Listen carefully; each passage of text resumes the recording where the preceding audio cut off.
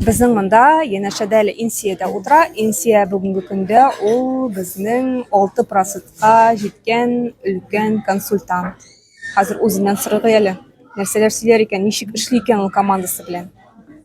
Инсия сөйләп кит әле, менә син бүген шундый дәрәҗәгә ирештең, инде 6% булдың әйе, менә синең командаң зурмы һәм син алар белән ничек эшлисең?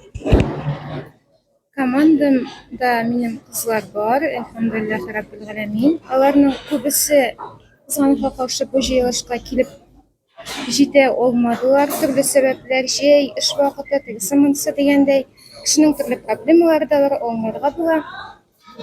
Ничек дип әйтим, мин менә 6%-ка җиттем. Минем наставникларым бик әйбәт. Алар безне гел поддержать итеп торалар. Райля апа, Алия, барыгызга да рәхмәт.